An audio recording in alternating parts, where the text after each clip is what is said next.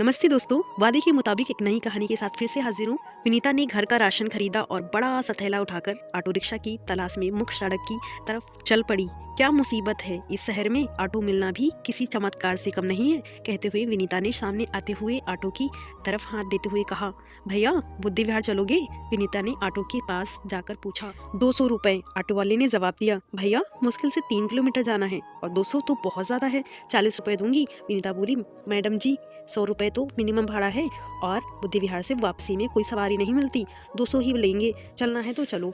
Auto वाला auto को आगे बढ़ाकर बोला, खाली लूट है तुम लोगों की, ना कोई कहने वाला ना कोई सुनने वाला। 100 दूंगी, चलना है तो चलो, कहते हुए विनीता ऑटो में बैठ गई।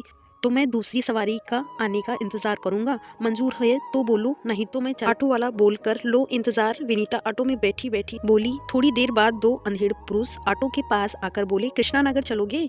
बैठो, ये तो बुद्धि विहार के रास्ते में है, ऑटो वाला बोला और उनके बैठते ही ऑटो आगे बढ़ा दिया। कुछ देर बाद कृष्णा नगर के मोड़ पर वो दोनों अंधेड़ उतर गए और ऑटो आगे बढ़ गया।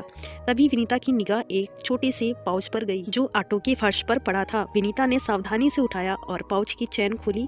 पाउच में 4 मोटे मोटे कड़े थे और देखने में सोने के लग रहे थे। विनीता के मन में लालच जागा और उसने एक बार ऑटो को देखकर वो पाउच अपने बैग में रख लिया।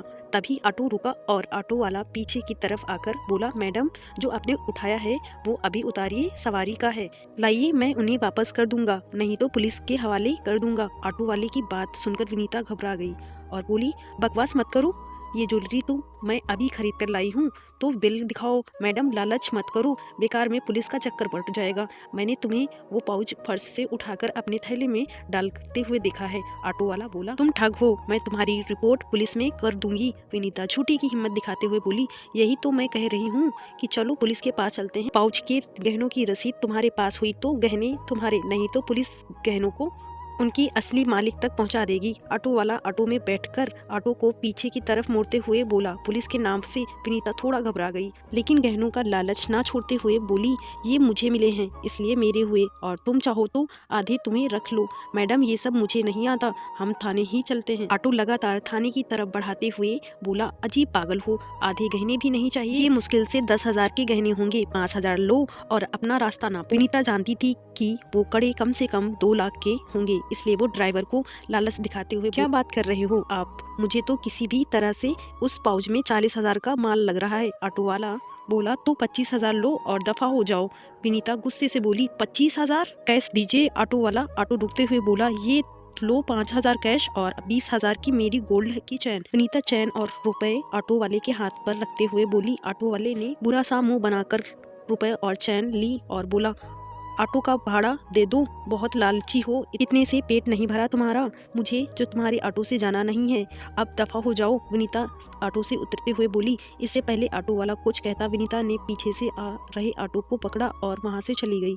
ऑटो वाले ने ऑटो मोड़ा और आगे मुड़ वही अंधेड़ पुरुष खड़े थे, उसने उनके पास जाकर ऑटो रोका और वो दोनों ऑटो में बैठ गए। कितना मिला? उन अंधेड़ पुरुषों में से एक बोला, 25। ऑटो वाले ने जवाब दिया। ऑटो का एक दिन का किराया 1,000, नकली सोने के कड़ों के 2,000, काटकर 22,000, यानी तीनों के लगभग 7-7 हजार रुपए।